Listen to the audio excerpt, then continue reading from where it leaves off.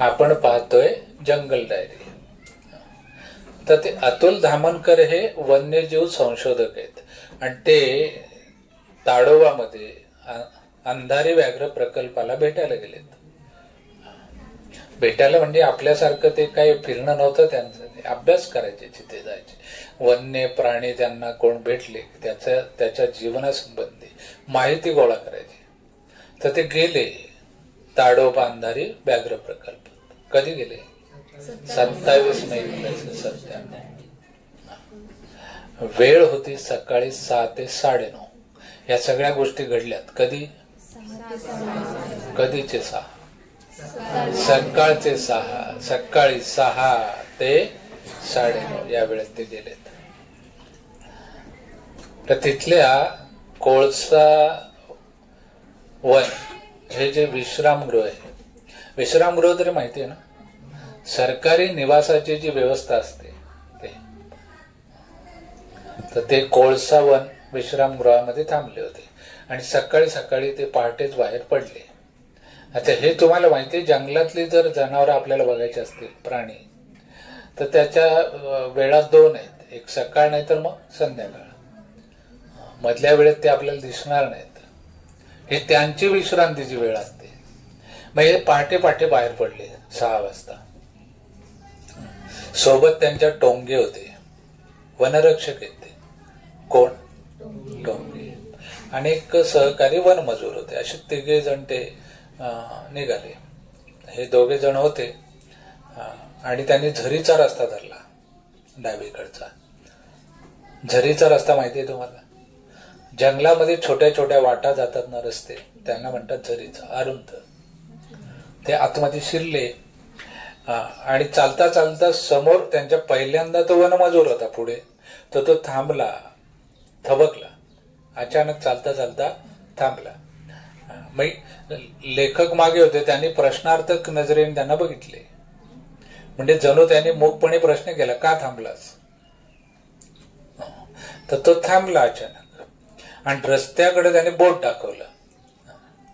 तर त्याने जिथे बोट दाखवलं होतं तिथे नुकताच गेलेल्या एका बिबटेच्या पावलांचे ठसे होते, ताजे. आणि ते लेखकाने पाहिजे, लेखक तर वन्यजीव संशोधकच होते, त्याने ओळखले ते ठसे. नर बिबड्या होता तो. कोण होता? आणि लेखकाने अंदाज लावला 1 तासभर अगोदर तो गेला असेल. मग लेखकाने चौफेर 4 बाजूला शोध घेतला, कुठे दिसतो का, कारण आत्ता गेलाय. चौफेर एक नजर टाकली पण त्यांना काही दिसलंच नाही. आणि पुढे काय झाले, अचानकपणे ते बाजूला बघत होते आणि काहीतरी हलताना दिसलं. थोडीशी हालचाल जाणवली त्यांना कोपऱ्यामध्ये जंगलाच्या. मग त्याने काय केलं, सगळ्यांना थांबायची खूण केली आणि दुर्बीण घेतली आणि डोळ्यांना लावली.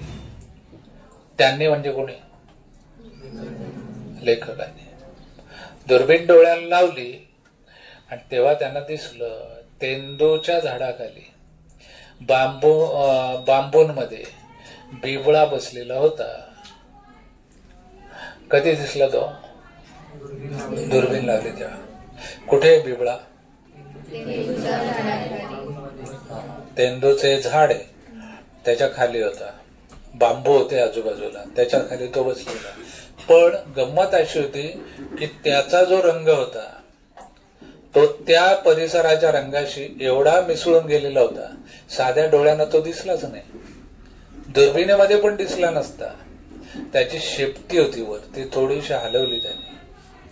काय केलेले? शेपटी हलवली, त्याच्यामुळे काहीतरी आलतंय असं त्यांच्या लक्षात आलं. मग त्याने दुर्बिणीतून पाहिलं, नाहीतर तो कळलाच नसता. तो बिबळ्या. आता नेमका असं होतं, तो बसलाय, त्याची पाठ यांच्याकडे होती, हे चाललेत त्यांच्याकडे. त्यामुळे बिबळ्याला काही पत्ता नव्हता की आपल्याला माणसं पाहतात, हे त्याच्या काही ध्यानीमणी नव्हतं. लेखकाने बघितलं, आता आपल्याला आयती संधी आली ह्याचं निरीक्षण करायला. पण इतक्यात काय होतंय, तो जो टोंगे होते ना वनरक्षक, त्यांचं पाय एका वाळक्या काटकीवर पडला. काटक्या माहिती ना जंगलात असतात, सुकलेल्या फांद्यात छोट्या छोट्या. नेमका ते टोंगेचा पायच पडला.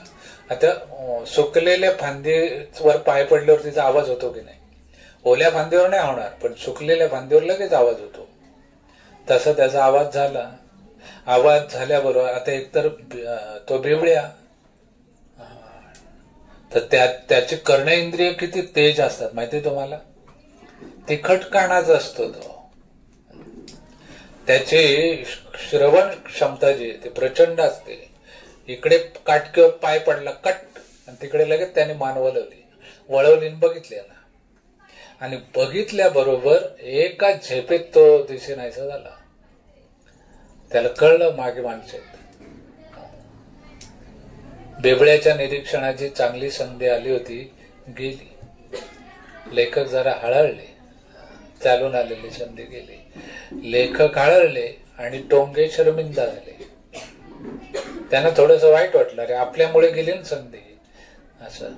आता निघाले ते पुढे निघाल्यानंतर उजवीकडचा रस्ता त्यांनी धरला आणि जंगल दाट होत गेलं. दाट झुडपं होते आजूबाजू. त्याने आता उजवीकडचा रस्ता धरलाय, पुढे दाट झुडपं आणि त्याच्यात 2-3 नाले लागलेले. मग लेखकाने अंदाज केला, कारण त्या नाल्यात एका ठिकाणी पाणी होतं साचलेलं. आणि दिवस कोणते आहेत? मेचे, म्हणजे कडक उन्हाळा. आणि त्या जंगलामध्ये एकतर दाट झुडपं आजूबाजूला आणि मध्यभागी पाणी. मग लेखकाने अंदाज केला की इथे कुठलं तरी जनावर आपल्याला बघायला मिळेल, शक्यता होती. म्हणून त्याने काय केलं, सावधपणे पावलं टाकायला सांगितले. का त्या पावलांनीच गडबड केली ना मगाशी. कोणाच्या? टोंगे. टोंगे कोणते? वनरक्षक. त्यांचं पाऊल जर त्या काटकीवर पडलं नसतं तर त्यांना त्याचं निरीक्षण करता आलं असतं. कोणाचं? बिबळ्याचं. असे आता चाललेत पुढे नाल्यात आहे पाणी, सावधपणे चाललेत, अतिशय सावधपणे चाललेत. त्याचं कारण आहे, कारण आदल्या दिवशी संध्याकाळी गप्पा मारताना लेखकांबरोबर ते टोंगे पण होते. त्यांनी त्यांना सांगितलं होतं की या परिसरात 4 पिल्लं असलेली वाघीण आहे, म्हणजे आत्ता व्याळलेली, आणि तिला पिल्लं किती आहेत? 4. हे माहिती कोणी दिली होती? कुठे दिली होती? विश्रामगृहात गप्पा मारताना. असं आहे. लेखकाने अंदाज लावला, प्रचंड उन्हाचे दिवस आहेत, प्रचंड उन्हाचे दिवस आहेत, आणि वाघासारखं जे जनावर असते ते पाण्याच्याच आजूबाजूला असते. त्याला पाणी आवडते वाघाला, गरमी सहन नाही होत त्याला. आणि इथे तर ही व्याळलेली वाघीण आहे, लहान पिल्लं आहेत 4, म्हणजे ती पाण्यापासून कुठे दूर जाणार नाही. जास्त दूर कशी नेईल? परत पाणी प्यायला कुठे नेईल ती पिल्लांना? मग लेखकाने अंदाज लावला की ही वाघीण जे तिच्या पिल्लांसहित आजूबाजूलाच कुठेतरी असेल. म्हणून त्याने साथीदारांना सांगितलं, जपून सगळेजण, कारण जंगलातलं सगळ्यात भयंकर जनावर जर कोणतं असेल, व्याळलेली वाघीण, पिल्ल असलेली वाघीण. कारण शेवटी ती पण आई आहे ना, आईला काळजी नसते का? असते. सुरक्षेची काळजी नाही घेणार ती, दक्ष नाही राहणार ती. त्यामुळं व्याळलेली वाघीण जे ती सगळ्यात आक्रमक बनलेली असते. म्हणून त्याने सोबत्यानं सांगितलं, सांभाळून सगळेजण, कारण ती मागे पुढे पाहणार नाहीये. माणसं दिसली तर हल्ला चढविल लगेच. पण त्यांनी सगळ्यांना सांगितलं, सगळे सावध होते, कारण लेखकांनी त्यांना सांगितलं व्याळलेली वाघीण जीव घ्यायला पण मागे पुढे पाहणार नाहीत. सगळ्यांवरती असं दडपण, आणि पुढे पुढे चाललेत नाल्यामध्ये उतरायला. नाल्यात पाणी, पुढे आता ते उतरले, 10-12 पावलं गेले पुढे. ओलसरपणा होता आजूबाजूला, पाणी असल्यामुळे बाजूला ओलसरपणा, थोडासा चिखल, ओलसर जमीन होती, त्याच्यावरती पावलांचे ठसे दिसले, मांजराच्या पावलांपेक्षा थोडे मोठे. झटकन लेखक पुढे झाले आणि त्याने निरीक्षण केलं, त्या पिल्लांच्या पावलांच्याच खुणा होत्या. कोणाच्या होत्या? आणि ते पगमार्क पाहिल्यानंतर लेखकांच्या लक्षात आलं की काल रात्रीचेच हे ठसे आहेत. कधीचे? कुठे? ओलसर जमिनीवर. किती मोठे आहेत? मोठे. आणि पहिल्यांदा कसले ठसे रस्त्याला सापडले जाणार? ते कोणी दाखवले होते? वन मजूर. टोंगे नाही, वन मजूर पुढे होता, त्याने दाखवले होते. ते यांनी बघितले पावलांचे ठसे तर आहेत आणि ते पण रात्रीचेच असतील. याचा अर्थ स्पष्ट आहे, वाघीण कुठे? परिसरातच आहे. लेखक थोडेसे अधीर झाले पिल्लांना बघायला. कोणाला बघायला? पिल्लांना. आता तिथून 100-125 पावलांवरतीच पाणी होतं नाल्यामध्ये. आता वाघीण तिथे सापडण्याची शक्यता होती, म्हणून अत्यंत सावधगिरी बाळगणं गरजेचे होते. आणि शिवाय उन्हाळ्याचे दिवस, सगळीकडे पानगळती झालेली. उन्हाळ्यात पानं गळून पडतात ना झाडांची, पानगळ. आता सुकलेल्या पानांवरून चालायचं म्हणजे आवाज येईल का नाही? त्यांना ती दक्षता घ्यायची होती. कसरत होती मोठी, आवाज न करता पुढे जायचं. जसा पानवटा जवळ येत चालला तस लेखकाचं हृदय जोर जोराने धडकायला लागलं. आहे ना, भीती वाढल्यावर काय होतंय? हृदयाची धडधड वाढते. ते वाढली, यांची पण आणि बाकीच्यांची पण सारखीच अवस्था होती. घशाला थोडी थोडी कोरड पडत चालली होती. माणूस खूप घाबरल्यावर काय होते? कोरड पडते ना, पडतेच. तसली अवस्था होती. सगळे एकमेकांकडे पाहत होते आणि चौकसपणे डोळ्यांनीच खुणा करत पुढे जात होते. एक एक पाऊल. कुठेतरी झाडाच्या बुंद्या आड किंवा जांभळीच्या झुडपात लपलेली वाघीण गुरगुरत एकदम अंगावर येणार असं प्रत्येकाला वाटत होतं. कारण आजूबाजूला झुडपं होती दाट. आणि इतक्यात भाव असा आवाज झाला जोरात नालेच्या पलीकडून. आणि लेखक जागीच थबकले. मोठ्याने आवाज आला तो, वाव. काटा चालला लेखकाच्या अंगावर तो आवाज ऐकून. कारण लेखकांचा अभ्यासच होता वाघांचा 1 वर्षाचा. त्याने ओळखला आवाज. तो आवाज वाघिणीचाच. आणि त्या आवाजात ती काय करत होती? पिल्लांना बोलवत होती. तो आवाज कशासाठी काढला तिने? पिल्लांसाठी. आणि अचानक पाण्यात थापकन असं काहीतरी पडलं. लेखकाने पानवट्याकडे बघितलं आणि ते आश्चर्याने थक्कच झाले. कारण एक पिल्लू जे होतं ते बाजूच्या जांभळीच्या झाडीतून थेट पाण्यामध्ये त्याने उडी घेतली होती. आणि ते पण उडी त्यांनी घेतली आणि त्याच्या पाठोपाठ 3 उड्या पडल्या पाण्यामध्ये. टोंगे काय बोलले होते? किती पिल्ले आहेत? झाला नाही हिशोब बरोबर. पहिला एकदा थप आवाज आला आणि नंतर 3 आवाज आले. वाघिणीने रात्री शिकार केली असेल आणि कुठेतरी झुडपांमध्ये लपवले असेल आणि पिल्लांना तिने लपवून ठेवलं असेल नाल्याच्या काठावरती कुठेतरी. कारण ही जी लहान लहान पिल्ला असतात त्यांना शत्रू असतात जंगलामध्ये. नरवाघ, बिबळा, रानकुत्री संभाव्य शत्रू आहेत ना त्यांचे. यांच्यापासून फार धोका असतो तिच्या पिल्लांना. तर ती जेव्हा कधी शिकारीला जाते तर पिल्लांना लपून ठेवते. तसं तिने रात्री लपून ठेवले असतील आणि ते आता आले. कारण वाघीण फार दक्ष असते पिल्लांच्या सुरक्षिततेच्या बाबतीत. तिने लपून ठेवले असतील म्हणून तिने आवाज दिला. तिला माहिती ना लपून ठेवले पिल्ल. कुठेतरी गेली असेल, शिकार केली असेल तिने आणि आता आली. ती नाळ्यामध्ये येऊन बसली आणि आवाज दिला पिल्लांना. तिचा आवाज ऐकल्याबरोबर पिल्लांमध्ये किती उत्साह आला असेल, जोश. म्हणून तर धबाधब उड्या मारल्या त्यांनी. 1 पडली, नंतर 3 पडल्या उड्या. झेपावली तिच्याकडे. तर ती पाण्यात घुसलेली.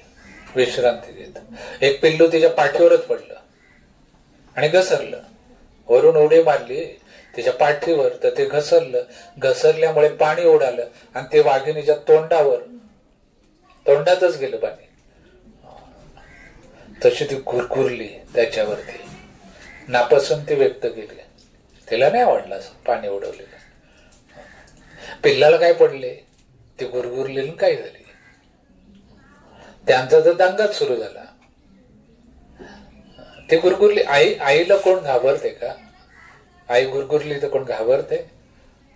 उलट कधी कधी गंमतच वाटते ती रागवली म्हणजे, आहे ना. त्या पिल्लांना काय पडले, ते आपले आणखी दंगा करायला लागली. 5 महिन्याची पिल्ल होती, कुत्र्यापेक्षा लहान आकाराची.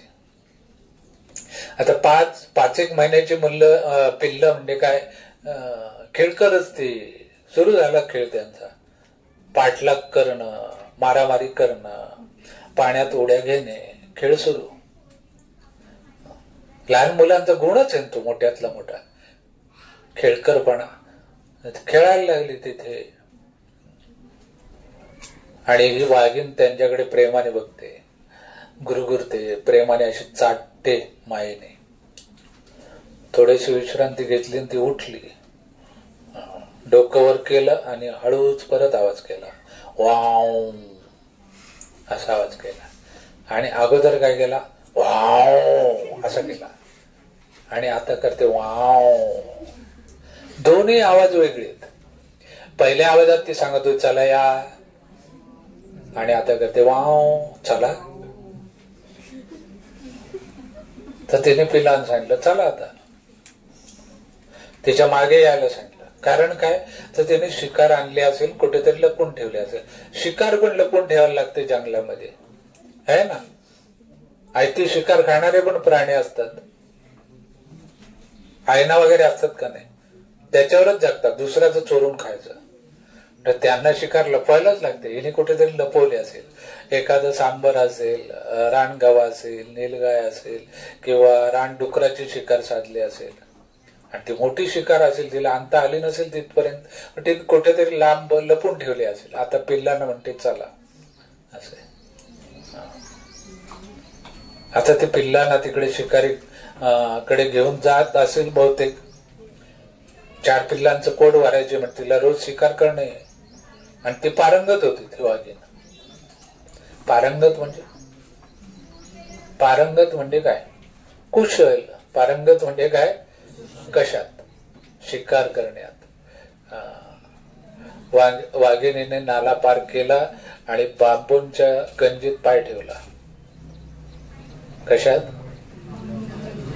बांबूंची गंजी म्हणजे काय, सुकलेल्या बांबूची जाळी. जंगलात असतात ना असे, त्याच्यात गेली.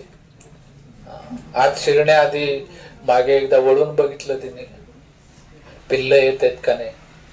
दक्ष आई आहे ना ती, अशी आवाज दिला निघली नाही. परत वळून बघितलं तर खरी गोष्ट आहे, 2 जण तिच्या मागे होते. दोघांना भानच नव्हतं, पाण्यातच खेळत होते अजून. असं वाघिणीने परत आवाज दिला. मुलांना परत परत सांगायला लागते ना, लहान मुलांना एकदा सांगून जमतंय. परत आवाज दिला आणि परत आवाज दिल्यावर मात्र ते दोघे निघाले, धावत सुटले तिच्या मागे. खेळ थांबला आणि बघता बघता 2 मिनिटात ती वाघीण जंगलात दिसेनाशी झाली. लेखक म्हणतात, वाघिणीतल्या आईची एक वेगळी झलक बघायला मिळाली. आणि ते लेखक म्हणतात, माझ्या व्याघ्र अनुभवात मोलाची भर घालणारा तो अनुभव होता. वाघिणीतल्या आईची झलक दिसली. कशाची दिसली का नाही. लपून ठेवलेत पिल्लांना, शिकार केली रात्री त्यांच्यासाठी. आईला चिंता असते ना मुलांचं पोट भरण्याची, ते केलंय तिने. आता आले, मुलांना बोलवते, पिल्लांना, आहे ना, पिल्लांना बोलवलेले आहेत. त्यांनी दंगामस्ती सुरू केले. एकावर गुरगुरले ती. कधी पाणी तोंडात उडालं तेव्हा. म्हणजे शिस्त पण आहे तिच्याकडे, मध्येच साठत होती. त्यांना माया आहे का नाही, पिल्लांबद्दल प्रेम आहे, माया आहे, शिस्त पण आहे. पिल्लांना शिस्त पण आहे, दक्षपणे पिल्लांच्या बाबतीत, सुरक्षेची काळजी घेणारे, हे सगळे गुण कोणाचे आहेत? आईचे. ते आहेत का नाही वाघिणीमध्ये? म्हणून लेखक म्हणतात वाघिणी मधल्या आईची मला काय झाली, झलक दिसली, दर्शन झालं त्याचं. आणि ते म्हणतात माझा जो व्याघ्र अनुभव आहे, वाघांबद्दलचा अनुभव, त्याच्यात आणखी ह्या प्रसंगाने भर घातली. अशी आहे ती जंगल डायरी. लेखक कोण? धामणकर. समजला पाठ तुम्हाला? ठीक आहे.